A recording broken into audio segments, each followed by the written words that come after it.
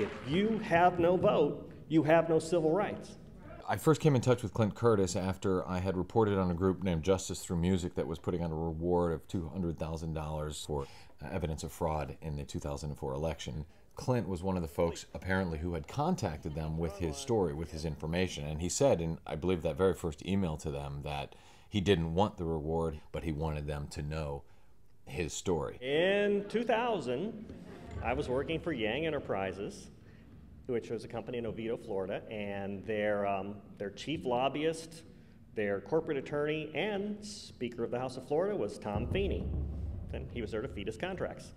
So he came in one day, one of my first introductions to him, and he wanted us to build a vote-flipping software. He's the Speaker of the Florida House, or about to be. Right. He comes into Yang, where you're working. He came in and he wanted a vote fraud system to be built.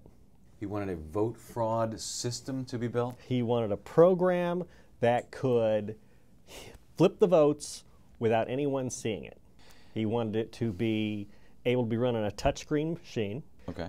In other words, hidden buttons on the screen or something like that. No keyboards, no guy in a black mask sitting across the street in a van poking things in. Just walk up and do something.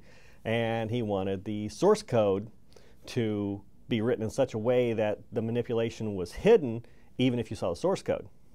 This whole mess began, our latest chapter begins with this Help America Vote Act, $3.8 billion federal act, has now put these machines out all over the map with little or no oversight. Because of its design, the Diebold touchscreen machine proved vulnerable to a 20-year-old hack, the old bootloader hack.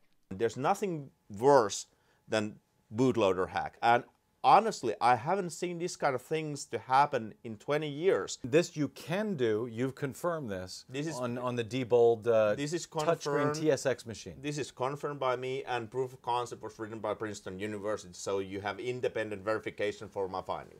In 2006, a Princeton University professor and 2 graduate students confirmed what Harry Hursty had already proven. They posted their demonstration on YouTube, hacking the Diebold touchscreen machine in less than 1 minute's time. They inserted a vote-flipping virus that changed vote tallies, would spread to other machines, and flip an election without leaving a trace. War in Iraq probably wouldn't have happened, most likely. That's the biggest impact, I think. This is a national security issue. That is correct. It's a national Why security is it a issue. national security issue? Of course, for the reason being that you actually decide for who are going to make the decisions for the future. I mean, everything to do with the votings are national security level issues in all the countries, not only in the U.S.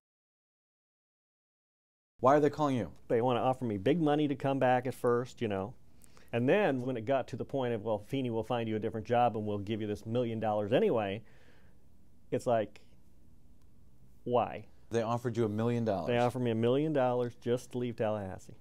And why didn't you take that? Because that's not right. Why isn't it right? Is there anything illegal about? Well, if you're they're offering you a job, it's $1 million. How much were you making when you worked at Yang before? $60,000. $60,000. Yeah. And now they're offering you $1 million. Now offering me $1 million. That's quite a price increase if there's not something illegal going on. Are they still looking for someone? Because I could Yang? use some. Oh, could you use? Yeah, I mean, if it's $1 million, you don't have to show up for the job either. I'll leave Tallahassee. It's not a problem. He told you and others in the office about this phone call he received from Yang where they offered him. It was an ungodly amount of money. What did he tell you the offer was for? To leave DOT and keep his mouth shut. Look, voter fraud is not a problem in this country. Election fraud is a huge problem. Voter fraud, is something that the bad guys like to put out there as if it's a problem. In fact, for example, the League of Women's Voters did a study of the last 2 national elections in Ohio and found that of over 9 million votes cast, there was exactly 4 cases of voter fraud that was discovered. It's not the people. It's the voting machine companies who are running these elections with secret software, who are privatizing it. It's the congressmen and the senators and the state officials who are allowing them to do so. There's nothing quite so hot as a Georgia summer. But guess what? The die-bowl machines break down in the heat. Now, I wonder if our illustrious Secretary of State, Kathy Cox, who wants to be the next governor of Georgia, first woman governor of Georgia, asked the question, how do the machines perform in the heat? If she had just asked that simple question, we would have had an alternative to the die-bowl machines. But then by that time, of course, she had already allowed die-bowl to place her photograph and the seal of the state of Georgia on their promotional materials. So she had become wedded to this particular system, which I think kind of is a conflict of interest. I'll say elections were stolen. In fact, You I will? think I did. You think the election was stolen? Absolutely. In 2004? Look at the exit polls and they don't match the results. The same thing that we complained about when the Ukraine had their election. Right. And actually made them have a new one. Right. Their exit polls were actually closer than ours.